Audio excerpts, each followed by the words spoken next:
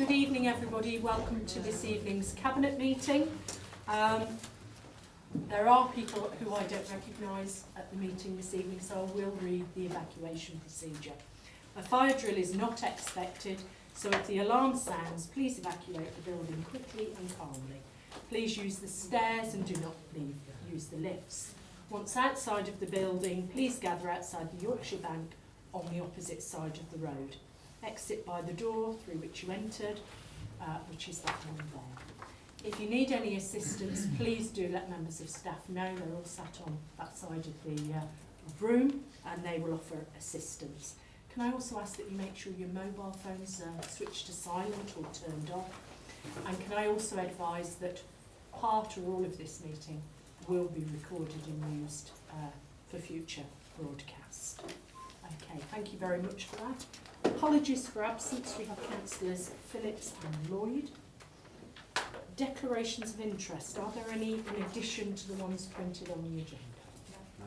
Can I just advise that I have very recently been appointed to Coventry and Warwickshire Local Enterprise Partnership, which will be declared on future agenda items, but since it's very recent, it's not printed today, so I do declare that I am the Council's board member for that. The minutes of the previous meeting are printed at page 9. Are you happy for me to sign those as a true record? Yeah. Okay. Do that now.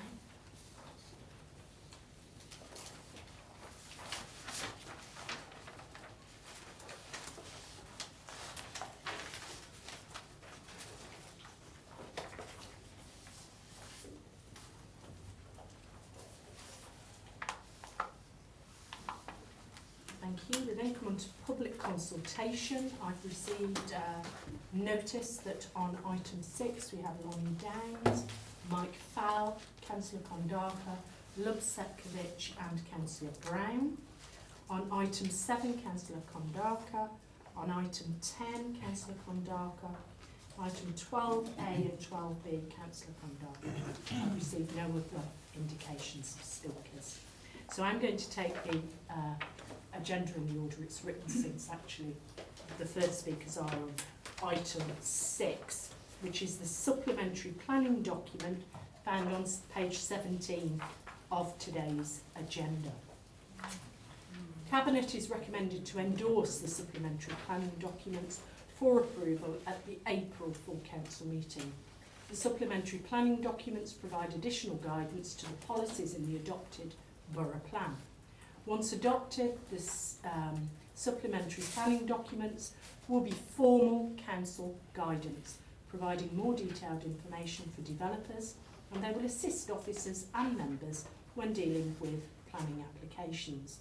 The 5 sets of supplementary planning documents are the affordable housing, the air quality, concept plans, a hot food takeaway, supplementary planning guidance, and the sustainable design and construction law. There was an 8-week consultation period between October and December, with 11 drop-in sessions held across the borough. 744 responses were received from 95 different stakeholders. The table of summarised comments and the officer responses have been uploaded onto the relevant web page. The majority of comments received were in relation to the concept plan supplementary planning documents. The key issues raised and proposed changes are set out in the Cabinet report and in the table of comments provided on the web page. Officers have considered all the consultation responses and the concept plans have now been finalised. In terms of the affordable housing, air quality, hot food takeaways and the sustainable design and construction supplementary planning documents, additional clarification has been provided where necessary.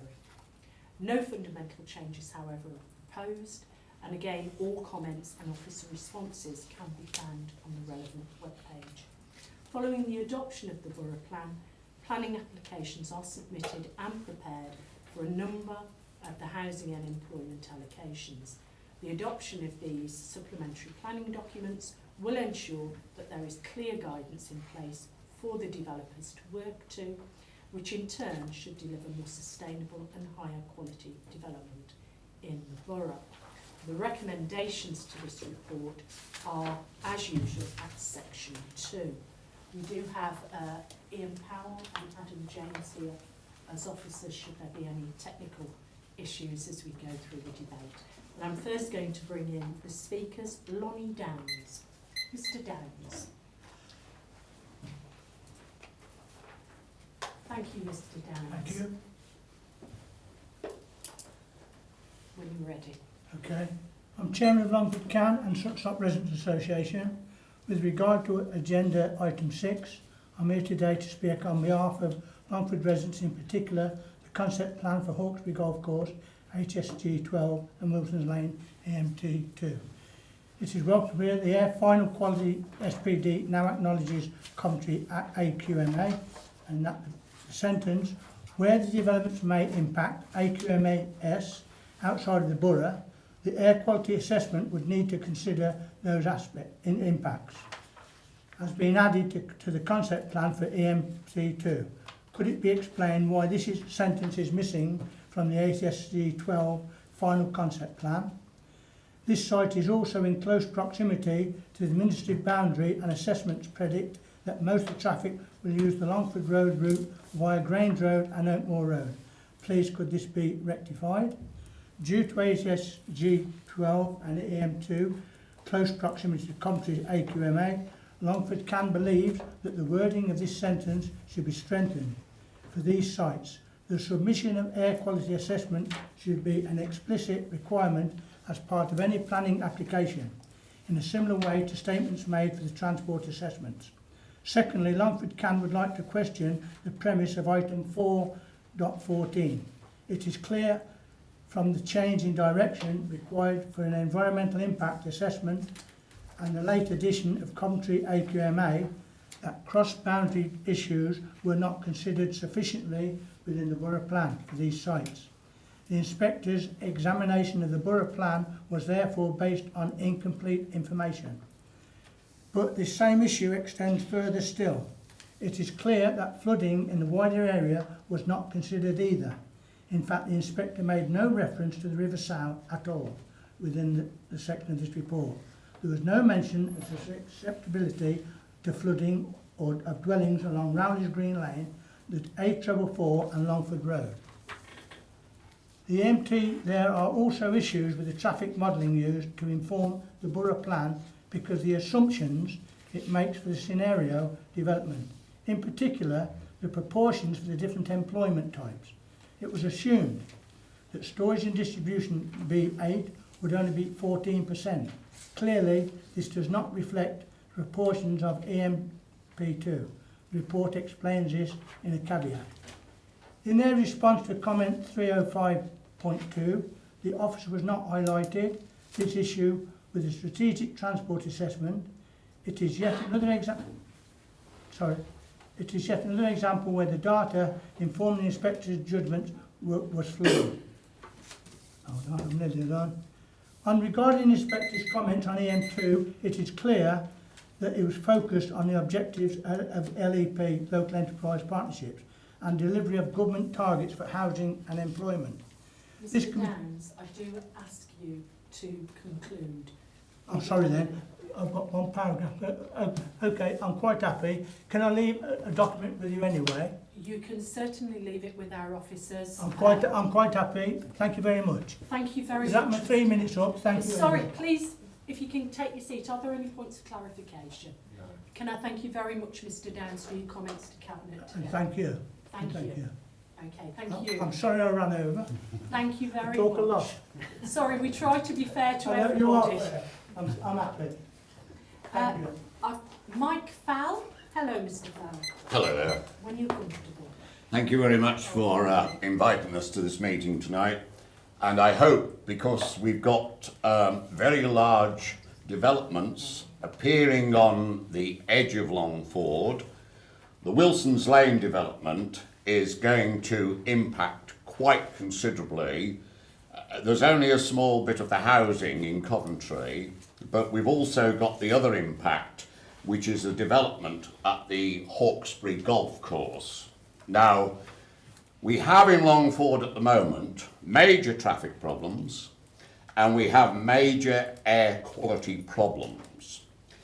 When we engaged with the Longford Action Plan many years ago, we have provided in Longford a stimulating human environment, of which now would come under social detriments of health and local air quality. The road system at Longford is not going to take either of these developments for dispersal of traffic. The Wilson's Lane development, I would want to ask for a new road layout, because if there's going to be heavy vehicles and all the rest of it, and workers coming in, then we need to look forward to accommodating those people.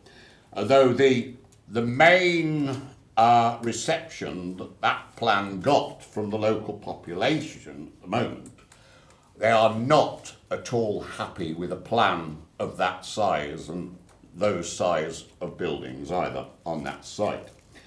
As far as the engagement with the Hawkesbury Golf Course is, we have two exits, that's Hawkesbury Railway Crossing and the bridge, Coney Lane Bridge, which is the bridge over the canal, which is a traffic light control bridge and will only take 2 vehicles of a certain weight at any one time. Now obviously if we're going to swap over to electric cars, you're not going to reduce the amount of cars that people have, you're just going to make them cleaner. But it's the waiting time and the dispersal times that is causing residents major concerns at the moment. What I would recommend that before we start any development on Hawkesbury Golf Course, we get a road bridge, which was suggested in the 70s over Hawkesbury Railway Line, because it is the knuckle line, and we are going to have many more trains running at more frequent times on that line, and it's going to be extremely difficult with the goods trains that use the line as well to open and shut the barriers. It's just not safe. The bridge at Coney Lane is one of the 3,000 bridges in the country which have been identified as not fit for purpose, and certainly the ownership seems to be, as far as I can gather, 50% Coventry, 50% Nuneaton and Bedworth Borough Council. If you come in from the Nuneaton and Bedworth side, there's about a 40-foot drop, and the railings, which got concrete posts in there. Val, I'm really sorry to interrupt you, but I have to be That's fair fine. to every speaker this evening. Thank you very much Thank for you your comments. consideration. Are there Thank any you. others for clarification? Thank you very much, Mr. Thank you. Keith Condargan, Councillor Condargan. Thank you very much. Actually, starting on Longford and the other areas in the south of the borough, one key thing is actually we haven't got a road system that copes, and we do need to look at the cycling and the infrastructure. And we're trying to get some money from the Warwickshire to build a cycle lane from Bedworth towards the Rico and that top end of Longford. But Coventry is actually refusing to spend any money on cycle lanes forward into Coventry. So I think that's an issue that does need raising. On our own plans, the concept plans are a useful thing to have. And looking at the concept plans near me, page 241, there's a lovely plan of the developments around us and a lovely green corridor along separating the existing development from the new development.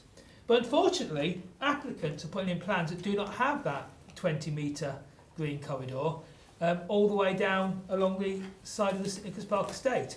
Yeah, these plans look beautiful, but if we do not enforcement planning, if the planners don't have these on the desk and say, here we've got a concept plan, then it's a usual thing of nice ideals and they don't actually happen. And these green corridors are really important. You get a nice 20-metre strip along an existing hedgerow with an existing ditch where the bats fly and the frogs spawn and whatever. They're really important to keep these little 20-metre wide green corridors. So I really emphasise I would like the plan to be properly carried through. On the maps of bus walking distances, I said at the time the colours are the wrong way round. there's lots of maps with pinks and blues and things, and the 400 metres and 1.2 kilometre colours are still the wrong way round. And on air quality, we really need to do a seriously new plan, because air quality is killing far more people than this virus will. We're still getting maybe 20, 30, 40, 50 deaths brought forward a year in the borough due to air quality, and the air quality supplementary planning stuff is really weak, and we're not monitoring air quality. So I think it's a whole area we need to revisit, particularly with people with impacted other health impacts. To even have 2/3 of the legal limit shortens their life. And these air quality supplementary plan documents, although better than having nothing, are too weak, and there's lots of numbers in there that still aren't tied down. Thank you. Thank you. Any points of clarification? Can I thank you very much, Councillor Condarca? Mr. Seckovich.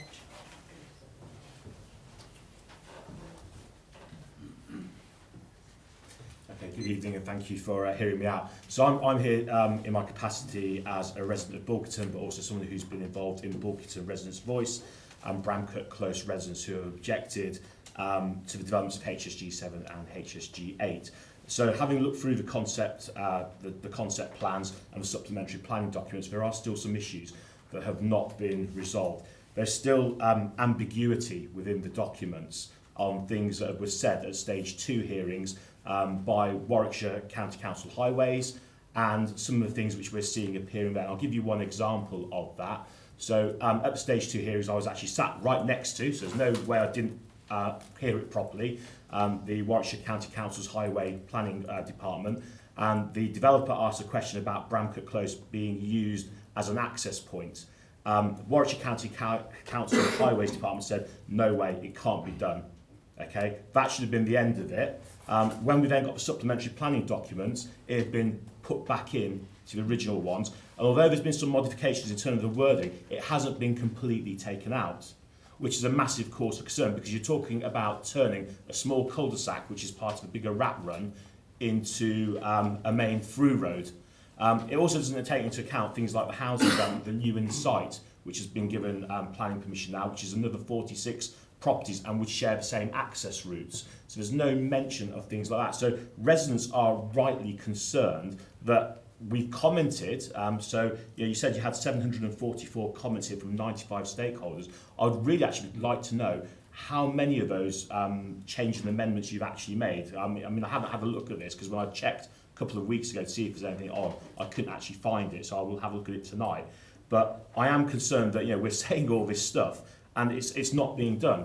And the worry is that somewhere there's going to be an ambiguity between what the concept plan is saying, what the council is saying, and what the developers are going to want. And my concern is we're setting up some future council and some poor officers in this council with one heck of a nightmare to clear up, because, as we all know, developers are going to push and try and take that extra inch, mile every single time, where we're trying to defend a position to make sure things are done properly. And if the wording of what's in this document isn't correct, and if it isn't 100% nailed down, then you're giving them a get out of jail clause every single time. And so for that, I think further work needs to be done on the concept plans. It needs to be looked at again. The residents' comments need to be looked at, because a lot of the residents, they're the best judges. They've lived there, many of them, for many decades, and they know what they're talking about. And I'd be happy to go around my area with sort of like officers, councillors from the planning department, and to show them some of these things that we're talking about. And to actually go through these, because these things need to be nailed down before these are thoroughly and properly agreed to. It's not just in Bulkerton. I mean, I gave you that one example, but it's across the borough. And I think if we're going to do the residents justice, we need to make sure that this is a cast iron document, which I don't think it is at the moment. So I hope you'll all vote not to adopt tonight on that basis. Thank you. Thank you very much for your comments. Are there any bits of clarification? Can I just ask Mr. Secretary one thing? Yes. Hopefully helpful. You are aware that the Highways Authority is Warwickshire County Council. Yes. Yes. Okay. Yes. Did I not say that? Sorry. No, you may well have done, Mr. Seckovich. I appreciate that, because I know I was sat next to them, and they said you did say no. You did say. So yeah. Okay. Thank you. Thank you very much. Councillor Brown. Thank you. I'm here to speak on behalf of the residents of Exhall and Ash Green, about the supplementary planning document relating to EMP7. Paragraph 3.7.2 of the SPD concedes that the routing of traffic will have to be along School Lane, a road that's inherently unsuitable for large-scale movements of HGV traffic. It's already heavily congested. Frequently the whole length of this road is blocked and traffic waiting at Bowling Green Lane enters turn into it. A recent traffic survey carried out by the Residents Association showed higher levels of traffic that was previously recorded, and that data was accepted by the inspector as part of his library of evidence. They're carrying out ongoing pollution monitoring levels. These are showing higher levels of nitrous oxide that are at or above the safety levels. So I think we need a formal assessment of air quality in that area, and that should take into account new data and the widening of the M6, which has brought traffic closer to the area. School lanes on the safer routes to school, serving Ash Green School. It's used by large numbers of kids travelling from Hawkesbury, Exhall, that area to get to school. Adding traffic to an already congested area from a large distribution site will be detrimental to health, and this is against the borough's stated aim of providing an environment that actually gives opportunity to improve health. Para 3.3.1, the transport assessment appears to relate solely to EMP7. I would ask that we insist on it being carried out in conjunction to assess the combined effect of EMP7 and HSG6, which is obviously just a couple hundred yards away, and they both use the same road as their link to get in and out of the town. Para 3.3.3, any signalised junction will need to have a pedestrian and a cycle function, a safe junction. As you know, Bowling Green Lane is one of the major cycle commuting routes to get from Bedworth to Coventry. People don't use the A444 for obvious reasons, and they do avoid Longford if they can because of the number of traffic lights and dangerous intersections there. Para 3.2.3, the edge treatment of the site where it adjoins Goodges End School, I think needs to be increased. We've got a 20-metre edge treatment there, but a massive treatment on the south-east corner of that site. I think we should be looking at a wider edge treatment where it joins the school. If we're going to have a school abutting an industrial estate, let's give the kids some area of green space between them. Para 3.7.4, the maintenance agreement needs to include maintenance of cycle paths as well as any footpaths. If we want to encourage people to cycle, the route needs to be maintained, gritted and lit. And Can I thank you, Councillor Brown? I'm going to thank you so there. much. You went a few seconds over the time. I've tried to be consistent. You've been very generous, thank you. Okay, thank you very much for your comments. Any points of clarification? Thank you. Thank you very much for the contributions. Any member? I've got a couple of questions, if I can, for probably Adam and or Ian. I just wanted to check some of the concerns that have been raised today by residents, things like looking at flooding risk, looking at edge treatments, looking at air quality and further highways impacts. Are they something that will be considered when we get to the planning application stage rather than the concept stages? That's right, yes. There would have to be bespoke assessments submitted as part of the planning application. So once those proposals are known, then that's when the impacts can be looked at and assessed. So it isn't at the concept stage, it's actually when applications are submitted that those things will be looked at in depth and appropriate judgments made by the Planning Applications Committee. That's correct. Okay. If we determine to accept the supplementary planning documents today, they then have weight, do they not, when planning applications are considered? Is that the case? So the borough plan we know has weight because it's an approved, adopted document. What weight is given to the supplementary planning documents? Once adopted, and they would be have to be adopted at full council, they would be council guidance, and that would be a material consideration, but it wouldn't have the same policy weight as the borough plan policies. So the starting point for assessing planning applications is the policies in the development plan, the borough plan, but the concept plans are supplementary to those, so it's council guidance. That's fine. Can I also ask, because there have been comments made about highways authorities, Coventry City Council, can I ask, did they object to the Borough Council's borough plan on highways grounds to any of the sites mentioned, particularly the ones that are abut Longford in their area? Coventry City Council attended the hearing session for the Stage 3 hearings, which looked at Hawkesbury Golf Course and made some recommendations, and the inspector made changes to the plan on the back of that. But again, they would be consulted at the planning application stage and invited to comment on any proposals. So they did or did they not object to the borough plan? No.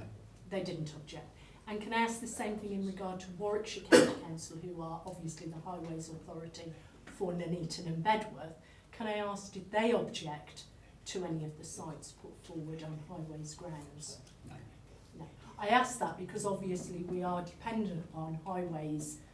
We need highways evidence from Warwickshire County Council and Coventry City They did Council. object to it. Thank you for They that. did object to stage 2 hearings. They did. Can I just say I can't accept further public input at this stage. I think I've heard clearly from officers that neither Coventry City Council nor Warwickshire County Council, who are the relevant highways authorities, objected at the borough plan stage, but obviously they would be a statutory consultee when we get to planning application stages. Officers are nodding, so I'm presuming that's right. I don't want to get it wrong. Just to pick up on the specific detail of it that's being raised. Initially, the county... Sorry, Ian, can I ask you to speak up because the public sorry. gallery can't hear? Just to add a little bit of detail to that, initially the county council did raise some concerns and objections about some details, but they were all subsequently resolved, and in the final analysis they didn't object. Okay, so we're clear on that. That's fine. I'm just going through my... so, things like air quality, flooding, the edge and the treatment of edges, etc., would all be considered at a formal planning application stage, along with the relevant highways authority being one of several statutory consultees, because obviously the Environment Agency, etc., etc., etc., would all be consulted to give their views. I think that's important to know. It certainly is from me, because you know, we have to take due account of the statutory agency's advice to us when we get to planning applications. Right, okay. Are there any further comments? Okay. Can I ask officers one other question, because it was raised by a member of the public, and my apologies for asking. I always try to deal with those issues that I've written down. One of the speakers talked about ambiguity in the highways advice, particularly around Bramcote Close, if I've written that down correctly. Is that the case, or have Warwickshire clarified their advice to us now? On the back of the comments, we approached Warwickshire County Council to seek further clarification in relation to Bramcote Close, and they identified that there were potential issues with access from Bramcote Close, and advised that the access should be from Lancing Road. So we have amended the concept plan accordingly to show that main access from Lancing Road. So there is no longer a vehicular access shown from Bramcote Close. But that's not to say that a developer couldn't necessarily overcome some of the technical issues, but if it's the role of the concept plan to set the expectation, then we've taken the view that it's advisable to show an access via Lancing Road instead of Bramcote Close. And just to be clear, Chair, it is in the local plan that there are transport improvements required along Nuneaton Road, Lancing Road, Bramcote Close and surrounding streets affected as a result of the development. So it will be, as you say, a matter for development control at the planning application stage to resolve any issues. And of course, as you say, the County Council will be consulted and will comment, and if they're not happy, then they will obviously object to the application. Thank you for that. I'm sorry to ask lots of questions, but you know, we need to make sure we are really aware of what is going on. I would just point out that the second recommendation does said that delegated authority be given to the head of planning in consultation with the cabinet member for planning, development and health to make any minor changes to the SDPs prior to consideration by full council. So there is still the opportunity then, should there be any representation, that minor amendments could be made before the document ends up in April. Is that correct? Yes. Right. Any further comment? So the recommendations are as printed. They are on page 20 at section 2. Are we happy to approve those? Yes. Yep. Okay. So that is approved. It will now go to full council. It may have some very minor amendments. It will go to our April full council meeting. 2 members of the public, if you give appropriate notice, you are able to come along to all of our full council meetings and make statements or indeed ask questions. And if you want advice on that, it's on both the website or you can contact our committee services section. Okay. Can you give us the date in April, please? I will ask officers, because I've not brought my diary with me, I do apologise. Do we have the date for that? Council.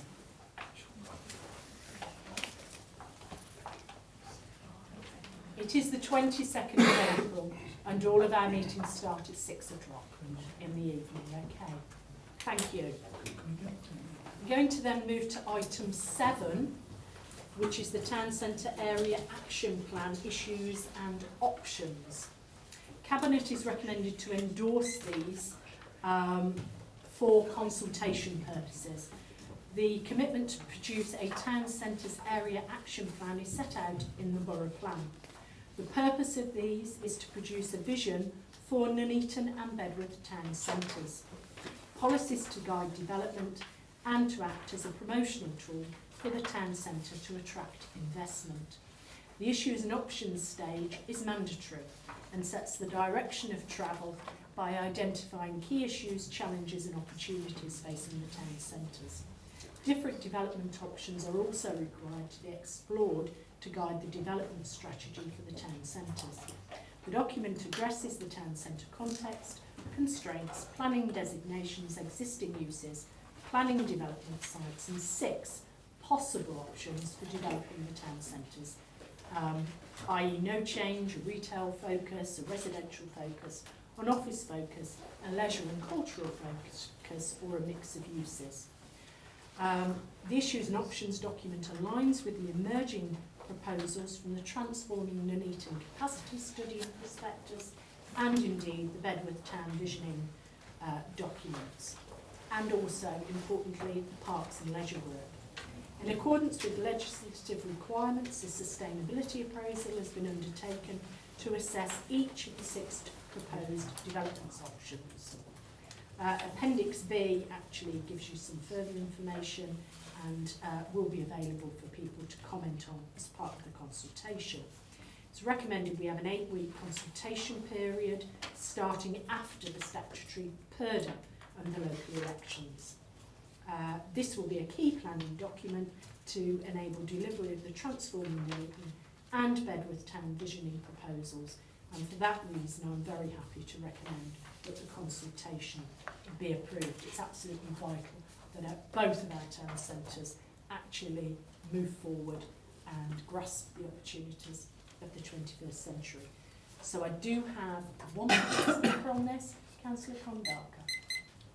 Thank you very much, Chair. You said that all the plans aligned, but actually I think the public's going to be very confused because we've got these plans and various maps and diagrams.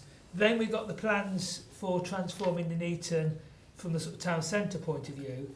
Then we've got the highway plans, that are another set of plans. And so there's like 3 or 4 different sets of plans. And then we've got the town centre bids and the town centre board, whatever you call it. They're doing plans. So I think the public will be confused, and there are aspects that aren't in these plans that are in transforming Nuneaton. And these plans are quite different in terms of these plans are showing you what's there now, whereas the transforming Nuneaton plans and the highway plans are showing you more what the concepts of the Teletubby mounds and all the other strange things.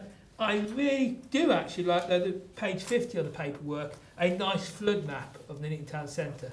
It really does show the scale of the problem we've got if we did have a Shrewsbury type event in it. Luckily all the wet rain has been over to the Welsh side at the moment. But it does show how vulnerable the town centre is. And in our working up the plans for this, we do need to make sure that water doesn't all end up in Wellington and make the Wellington problem worse. Also in the next page where we've got all the different uses, I think it would be useful to show the proposed new highway structure on there, because there's quite a significant change proposed around the railway station gyratory. There's the cut-offs that go right next to the Gherkin Memorial, and there's various things happening at the Dandelion Fountain and things from the transport point of view. So I think it is useful to see that. And one of the things we need to do is actually break down the barriers of the ring road so actually people can walk and cycle across better. I also do want to talk about Bedworth, because I go through Bedworth on my bicycle, seems once or twice a week at the moment, and that has a lot of trouble with access by bicycle. It's illegal to cycle through Bedworth, other than going around Rye-Peace Ringway or Park Road, which is absolutely appalling routes to go on. And there's actually lots of opportunity for Bedworth to integrate better into the park, both from the pedestrian and the cycling point of view. And that would be nice if these town centre plans did actually vision a cycling route through the Miners Welfare Park and through the Bedworth Town Centre, so that people can go to the market and things like that. Thank you. Thank you for your comments. Any points of clarification? Thank you very much, Councillor Condicle. Any member wish to say anything? There are a couple of comments there about highways, and I'm looking at Ian and Adam again. I'm presuming that detailed highways information would again come from Warwickshire County Council. That's correct, yeah. Yeah. I think it's very difficult. I appreciate ideally we want everything in one place and we want everything there, but I think there is a complication that sometimes some plans are further ahead than others, and I'm sure that as and when Warwickshire are in a position to publish documents, they will do so. These are documents for the purposes of consultation. So today as Cabinet we're being asked to agree them for consultation purposes. The recommendations are printed then on page 32. Are we happy to agree those? Yeah, okay then, thank you. And then on to the Rough Sleeper Initiative. We don't have any public speakers on this, but I do intend to go through the agenda in order if that's okay. If I can find the appropriate agenda item. Right, so we're actually on page 161 of the agenda. And Chris, over to yourself. Yeah, okay, thank you. This is to approve the procurement of a support provider to secure the extension of the Rough Sleeper Initiative following the receipt of additional MHCLG funding for 2021. Recommendations are to approve the procurement of a support provider for the period 12 months following the expiry of the existing contract on 21st of July 2020. And it's really over to Dawn, really. If anybody's got any questions or if you would like to present anything else. It's just an extension of what we've already had. Anything you need to say, Dawn? I'm just checking, Chair. I'm not sure. I'm not sure whether one of the recommendations needs to be to agree the use of £24,000 from the grant reserve that we're getting to maintain that for the period of time. It's not actually there as a separate recommendation, and I think it needs to be. Sorry, Simone. Yeah. I'd also suggest actually that we do add an extra recommendation in to capture that, but also that recommendation also includes approving environments to for the value of the grant itself, 170. 3K, yes. Yeah, so I think if the recommendation is I'm sorry, aligned Chair, that would be my, yeah. I didn't check it enough before I sent it through. So 2.2 reads, approve the procurement of a support provider for a period of 12 months following the expiry of existing contract on the 31st of July 2020, then to have a 2.3 recommendation to say to be funded via grant funding, and 2.4 to approve any environments that are necessary to achieve this. Is that what officers are recommending? Yes. To us? Okay, Chris, they are 2 additional recommendations. Are you happy with those? Yeah, well, Okay. Are you sure they're recommendations that will fulfil the requirements? Okay. We're happy with that then? All happy with that? Yeah? Yep. Can I thank very much? And before I go on to the next item, I very rudely didn't thank Adam and Ian for attending in their planning capacity. They left shortly. Can you please pass on our thanks to them, because I did ask quite a few questions and they were very able in answering them. Right, our next item then is item 9, National Non-Domestic Rates Retail Discount Policy, which is item 9. It's on page 169. This report presents Cabinet with an updated policy for awarding national non-domestic rate relief from the 1st of April 2020. The changes in the policy are as a result of announcements made in the Queen's speech in December 2019. The changes are set out at section 3.1 of the report and relate to retail relief, public house relief and newspaper office space relief. These changes have been reflected in the annual billing process that the Council has just completed in 2021. The Government has confirmed that local authorities will be fully compensated for the cost of offering this relief. The Chancellor's budget today announced further changes to these reliefs, which will also take effect from April 1st, 2020. Retail relief was increased to 100% and expanded to include hospitality and leisure. Public health relief will increase from £1,000 to £5,000.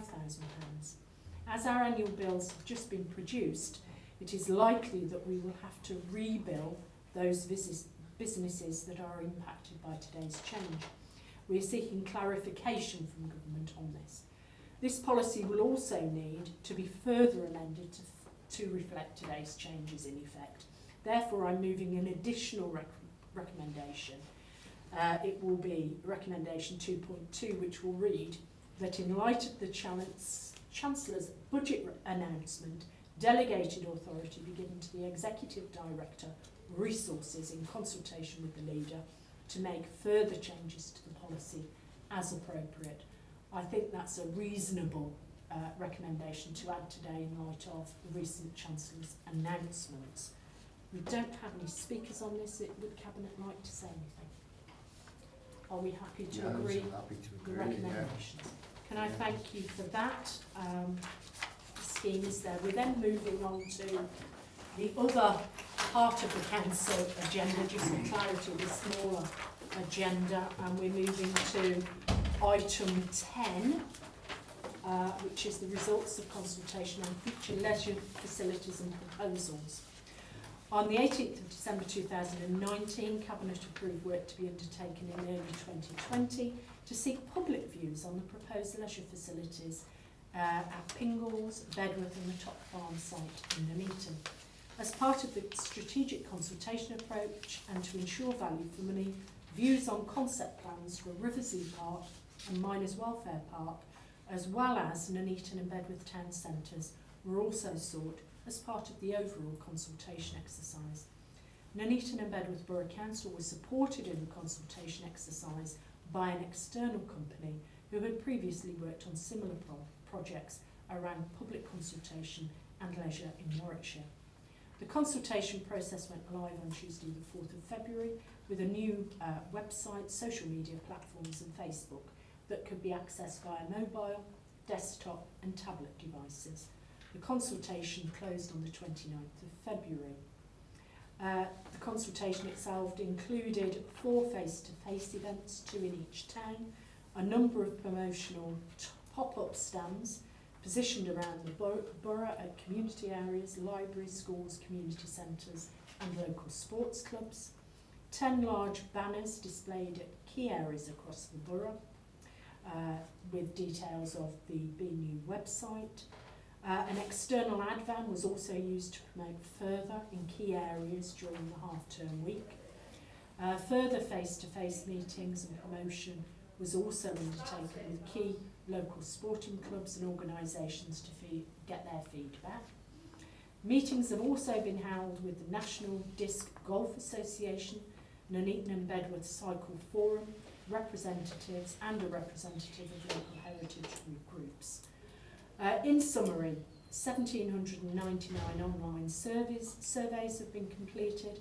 However, further hard copy surveys are still being received by partner organisations, and these are being inputted onto the website for final analysis. Social media posts reached over 30,000 people, and post engagement totalled over 7,000. The videos posted on social media were viewed nearly 13,000 times. Engagement grew over the 4-week period, week on week. 56.2% accessed the website via mobile device, 37.7% via a desktop, and 6.1% via a tablet.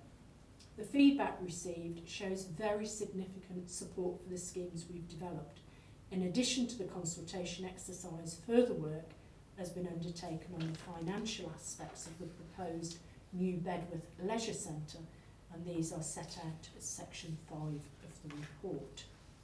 Do I have one speaker, Councillor Condarco? Thank you very much. I took part in this process, and I'm part of the Nuneaton Cycle Forum as well, so we got a separate briefing on the cycling aspects. Obviously there's an awful lot of good stuff in this, but the reality is it won't all get built, and a lot of it will get built quite late as you develop each of the sites. So one thing I noticed is a total lack of sort of timescales and money and things as part of this process, because obviously this is just a wish list, and reality will mean we come somewhere short. In terms of the various sites, obviously there's a big question over whether we rebuild or expand Pingles, and Pingles being relatively new will be later down the line. I think everyone agrees that Bedworth is in the greatest need of rebuilding, so it's interesting to see what people want from a Bedworth redevelopment, but there's no question in any political group in this that Bedworth is in dire need of a refresh, which then means when will Top Farm get built and what money will that get? Because obviously we don't have £58 million, and if we ask for £58 million or whatever the bill is, it won't necessarily be there. So Top Farm is going to be a long way off, but we have tried to put the GP surgery in it, which is mucking up GP provision in my part of town, and we really should have consulted councillors before that happened, so that actually the provision of the GP surgery for Wellington isn't dependent upon this Top Farm application, which has got so many knock-ons, because obviously the sports centre is built on the side of a school, and the school is built on the back of a larger development project. So I can see Top Farm being a decade away, and we've really mucked things up. One final thing I'd say is we've done a lot of good comms on this, but there was an issue, particularly with the council's Twitters, about saying the views of councillors on, and actually it was only the controlling group that had their pictures on the vans driving around. So it would be nice to be involved in the process more, and if you are going to say this is the views of councillors, it does need to be a cross-section. Thank you. Thank you very much for your comments. Any points of clarification? Thank you for those comments. Kevin, is there anything you want to add to this? Because obviously Kevin is the appropriate manager who's, I think, been at the heart of certainly pushing forward this huge agenda. Because make no mistake, we are absolutely, as an administration, committed to improving Nuneaton Town Centre and Bedworth Town Centre.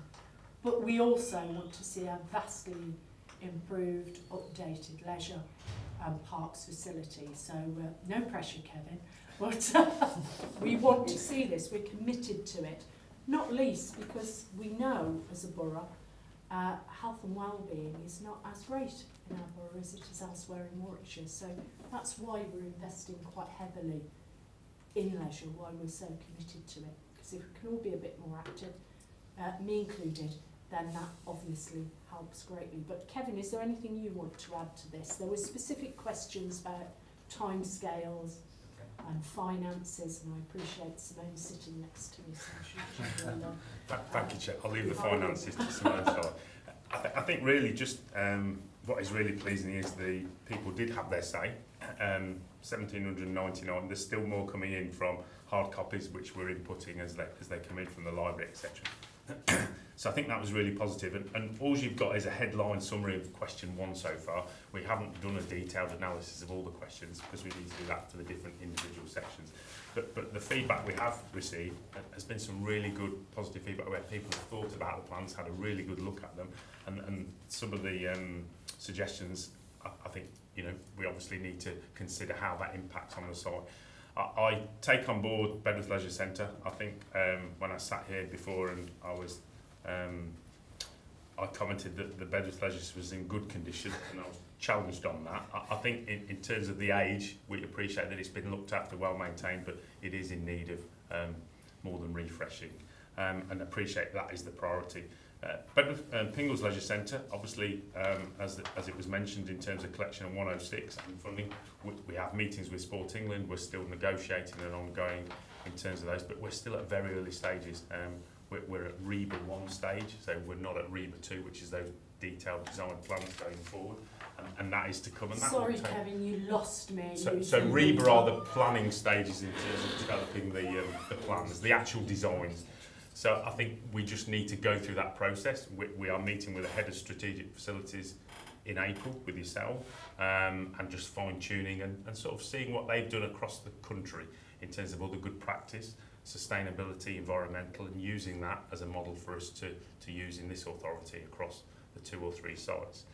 I think as the project develops in terms of timescales, we will have a better understanding of that.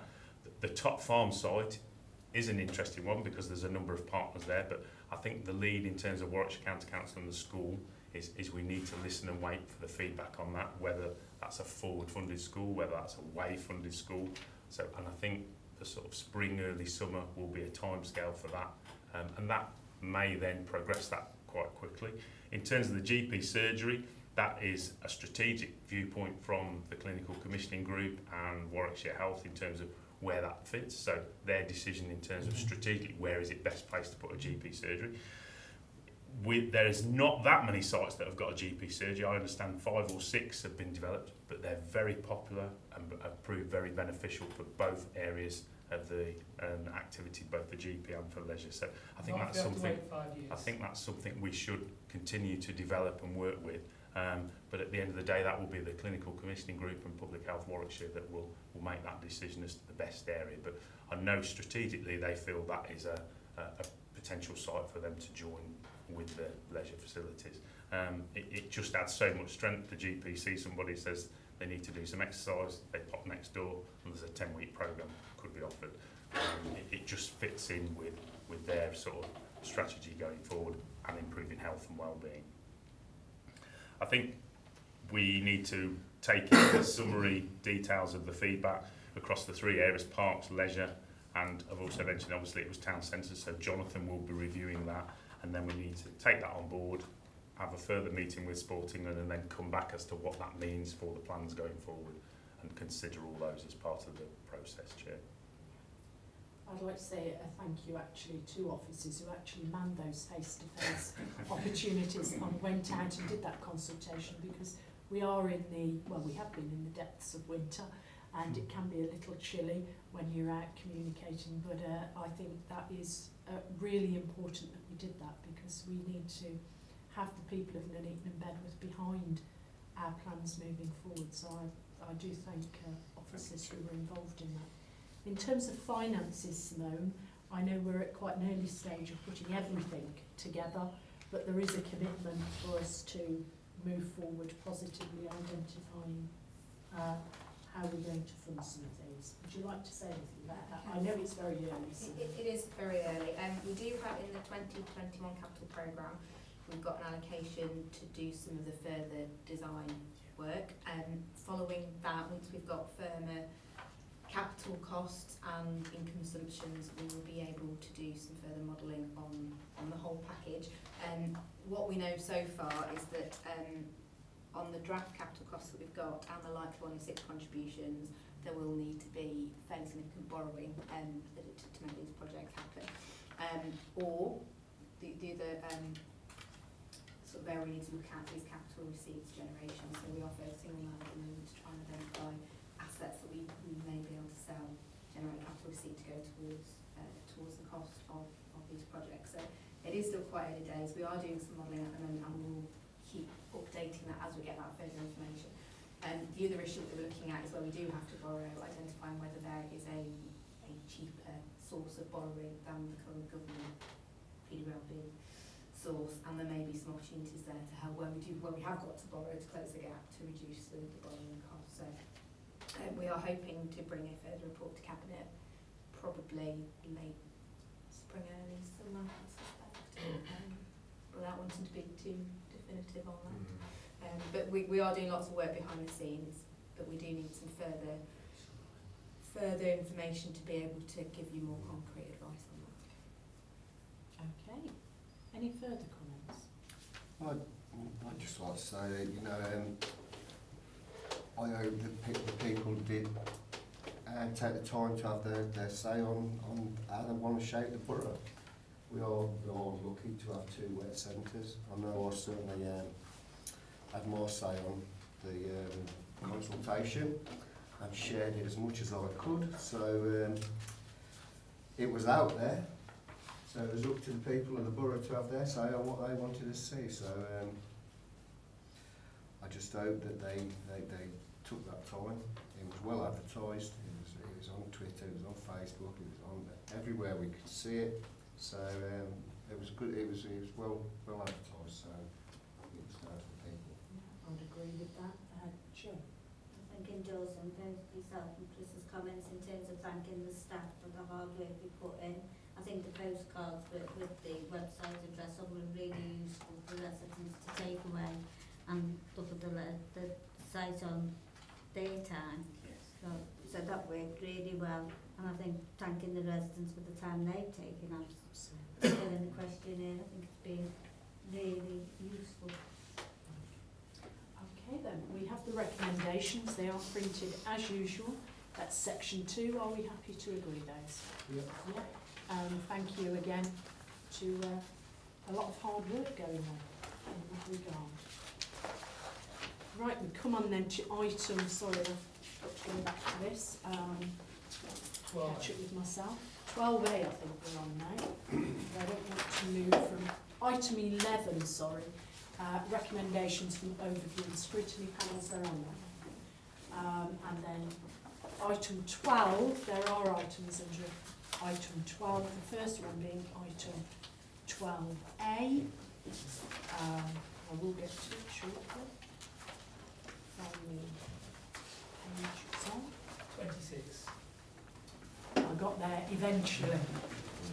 This is actually the submission of a draft business case to the Future High Streets Fund. We do have recommendations there printed at page 26. I think the first recommendation should be 2.1, not 22.1. Cabinet approved the content of the draft business case. We approved the submission of it. Delegated authority be given as is stated, and that subject to approval, the report being called not for calling due to the government's timescales. This isn't due to our own whims. This is actually the tightness of the timeframes that the government have set us. I do have a speaker on this, Councillor Condell. Thank you very much. It's very regrettable that I'm not on the town centre board even as an observer to actually see what's going on, and most of it is actually really, really good, but I think it is really important that we actually get a good buy-in for all this stuff. Bridge to Living looks absolutely marvellous in terms of a nice little project, a good improvement to sort out the sort of disconnects in the town. But one thing I really want to talk about is the flood alleviation. As I mentioned earlier, big changes, and about, it said £1 million here is going to have to be found to look at the flood alleviation. And I'm currently not allowed to talk to officers about, and the EA and things, about the proposed plans. I'm really, really keen that I get involved in this, because Weddington, as you know, gets all the water that comes out of the anchor under the railway line. And I will not be happy if this scheme doesn't take good consideration of what happens to the water once it goes under the West Coast main line and drops down into Weddington.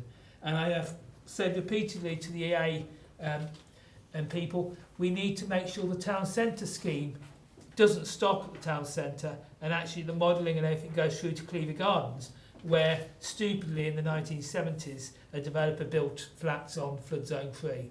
So just like the town centre, there is stuff on functional floodplain, and I do ask the Cabinet to ensure that I get properly briefed and actually play a role in looking at the flood measures, because it is really important to our residents, and we really don't want to be building a dam to stop the water going from the Nuneaton into Wellington.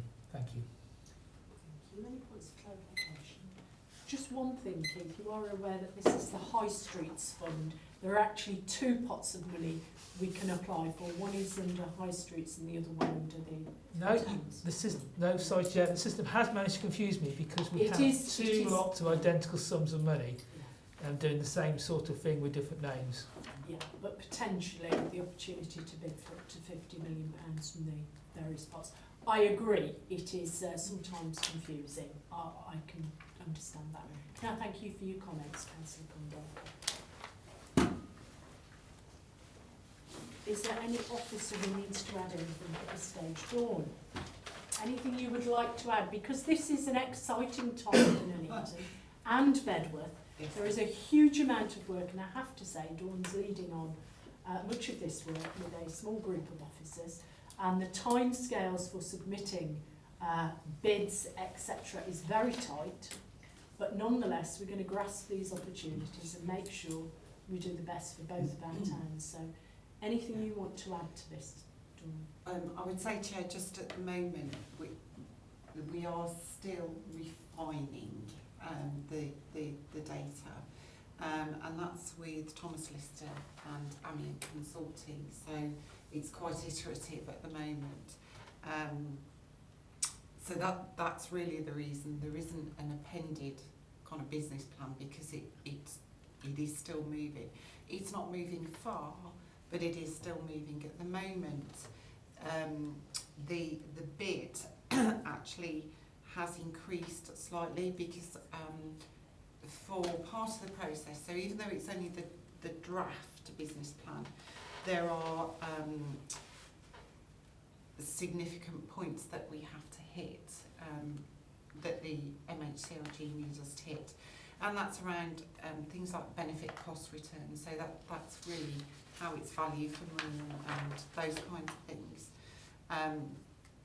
And we've been testing that to see kind of how far we can push it. So we have increased the transport hub and land assembly ask as at today. We've increased that by a further £3 million to because it's still on the indices that MHCLG use. It still comes out at excellent value for money at that gap funding. So those kind of stress tests are still being applied, and it is still moving. So that's really why there isn't a final one there, because it's not finalised yet. Okay. Any comments? Well, just as you say, Chair, it's a really exciting time for the borough, really. So we need to make sure that we put in for everything we can and do the best we can. Absolutely. So I'm really excited to see the changes going ahead. Looking forward to everything going. Absolutely. And I know that it can be a little confusing to know what the 2 different pots of up to 25 million we can apply for. I think that's a point that is well made. I don't know if we've produced in the past a short briefing note for elected members, but actually also maybe good to communicate that to our colleagues in the press as well, about the differences between those two pots of money. A very short, I always like short briefing notes because I think then they're clearer. So if we can perhaps, I know it's very busy and I don't want to add to the workload that Paul and the team have already got, but I think it is helpful if everybody in our community is aware of exactly what the differences are and what potentially we can apply for. So I think we should try to do that. Yeah, I totally agree on that. However, I wouldn't like it stressed that it's up to 25 million. Up to, absolutely. It doesn't mean we're getting 25 million off each fund. It would be nice if we did. Very much doubt that we're going to get 25 million off each one. So if we just stress that, and if the press would make a note of it, Claire, I'd appreciate it is that. up to, not guaranteed. I totally would concur with that. Okay, with those comments then, are we happy with the recommendations? Yeah. Okay, brilliant. And that brings us on to the last item, which is item 12B. This is in regard to CCTV. The existing CCTV cameras and monitoring things. I don't know what CCTV stands for actually. We always say television. Thank you very much. Close I knew it was watching cameras, but yes, okay. That contract for ongoing annual maintenance, support and reactive repairs has expired, and hence new contractual arrangements need to be put in place as soon as possible. Additionally, a significant number of existing cameras are out of date, making them difficult to repair and maintain. The Council is also seeking alternative transmission mediums to replace as many of the existing leased fibre connections throughout our CCTV network as possible. It is envisaged that the switch from leased fibre connection to wireless will provide a significant saving to the authority. It is proposed that the Council undertakes a procurement exercise to procure one supplier to deliver the following: replacement or obsolete CCTV cameras operated by the Council, conversion to a wireless-based solution, ongoing annual maintenance, support and reactive repairs where applicable. It is appropriate to collate all three requirements into one contract for the following reasons: system viability and consistency, one supplier installing all equipment and delivering the services and work; efficiency, Nuneaton and Bedworth Borough Council would need to manage one supplier rather than several suppliers; a reduction of duplicated cost as one supplier undertakes all the required works and services; liability, the single supplier is liable for all services and works associated to installs, system uptime and any warranty defect issues; and potential cost savings due to aggregating requirements. Approved capital funding is in place for the conversion of fibre connections to a wireless-based solution and for the replacement of obsolete CCTV cameras. The recommendations then are printed on page 35 of the report, and again I have one speaker, Councillor Condoka. I think people may remember I spoke about this probably about 4 or 5 years ago when we put the town centre Wi-Fi in, because it seems strange to put the town centre Wi-Fi in for sort of commercial reasons and not looking at using it for our CCTV. So it's really sad this comes up as urgent and has suddenly bounced on us when it should have been looked at over the last couple of years, because the leased fibres are really, really expensive. I used to look through the accounts and have a look to see what we spend our money on, and yeah, BT were ripping us off big time, but obviously they were a monopoly supplier in those days. Now obviously the situation's changed where people can do their own radio links, and it may actually be worth not specifying that we are actually going to go for Wi-Fi, because actually if BT know we can go to for a Wi-Fi solution at a third of the cost, they may actually let us use the fibres.